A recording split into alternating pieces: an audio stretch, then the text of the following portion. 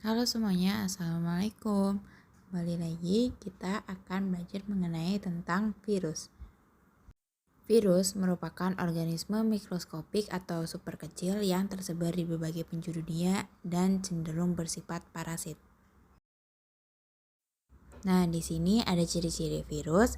Virus berukuran sangat kecil, berkisar 0,02 sampai 0,3 mikroskop dan paling besar berukuran 200 mikroskop.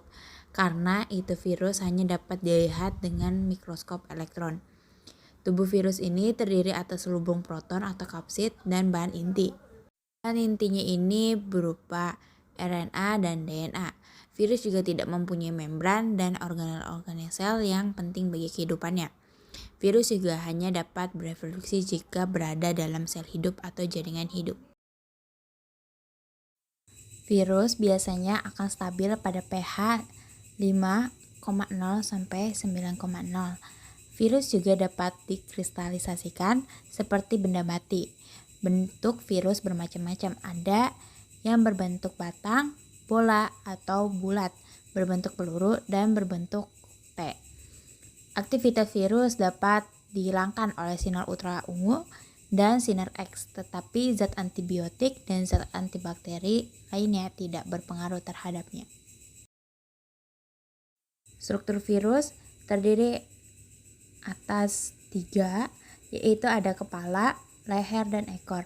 Pada kepala merupakan bagian dalam kepala virus ini berisi asam nukleat, sedangkan bagian luarnya diselubungi oleh kapsid.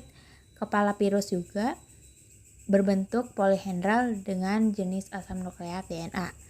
Dan pada leher merupakan bagian yang menghubungkan kepala dan ekor. Kemudian leher juga menjadi saluran keluar asam nukleat menuju ekor. Ekor merupakan bagian yang berfungsi untuk menempel pada sel inang. Ekor terdiri atas rabut ekor dan lempeng dasar. Pada ekor ini berfungsi untuk melekatkan diri pada sel inang. Sementara itu lempeng dasar yang berisi jarum penusuk berfungsi untuk menginjeksikan DNA ke dalam sel inang. Kemudian ada bentuk-bentuk virus. Nah, bentuk-bentuk virus ini ada banyak ya. Ada yang bentuk batang, misalnya pada TNV atau Tabasco mosaic virus. Nah, pada bentuk batang dengan ujung oval seperti peluru, misalnya pada rhabdovirus. Bentuk bulat, misalnya seperti HIV dan orthomsovirus. Bentuk filamen atau benang, contohnya itu seperti virus Ebola. Bentuk polihedral misalnya, contohnya itu pada adenovirus, dan bentuk seperti huruf T itu misalnya pada bakteriofag, virus yang menyerang bakteri Escherichia coli. Bisa dilihat ya teman-teman. Nah, di sini ada bentuk-bentuk virus. Nah, di sini ada contohnya itu pada virus HIV, bakteriofag, influenza, adenovirus, Tabasco, mosaic virus, dan yang terakhir itu ada Ebola virus. Nah, di sini bisa dilihat ya ada replikasi virus atau reproduksi perkembangan virus. Nah, pada perkembangan virus ini ada 2 macam, yaitu ada daolitik dan lisogenik. Pada daolitik ini terjadi tahapan. Nah, tahapannya ini seperti ada yang pertama itu absorpsi, yaitu nempelnya virus pada sel inang. Kemudian penetrasi. Nah, penetrasi ini ujung serabut ekor yang itu akan membuat lubang untuk menembus dinding sel inang. Kemudian terjadinya sintesis dan replikasi DNA. Nah, pada sintesis dan replikasi ini, DNA virus akan menghidrolisis dan mengendalikan materi genetik sel inang untuk membuat asam nukleat, dan akan terjadinya pembentukan bagian tubuh virus yang baru.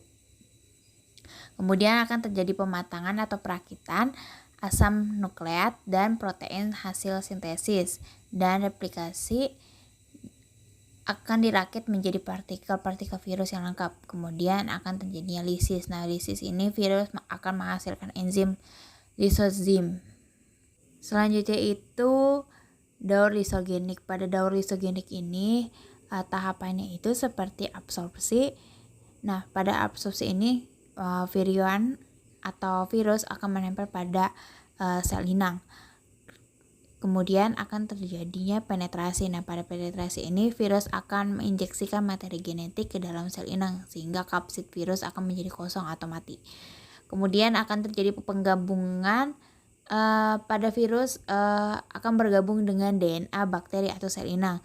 Kemudian akan membentuk profag. Dalam bentuk profag ini sebagian gen berada di dalam fase tidak aktif. Kemudian akan terjadi pembelahan. Nah, nantinya jika sel inang membelah, setiap anaknya akan mewarisi profag. Nah, profag ini dapat diinduksikan menjadi aktif sehingga akan terjadinya doritik. Kemudian sintesis. Nah, pada sintesis ini profag akan aktif dan keluar dari kromosom bakteri sehingga bakteri atau sel inang akan hancur. Terakhir di sini ada manfaat virus. Nah, virus juga bisa dimanfaatkan seperti dalam pembuatan vaksin protein. Selubung virus dapat digunakan sebagai protein khusus yang akan memacu terbentuknya respon kekebalan tubuh untuk melawan penyakit. Kemudian juga digunakan dalam pembuatan rekayasa genetika, misalnya untuk terapi gen. Dan yang terakhir, pengobatan secara biologis, yaitu melemahkan atau membunuh bakteri, jamur, atau protozoa yang bersifat patogen. Sekian, terima kasih. Sampai jumpa di pembelajaran selanjutnya.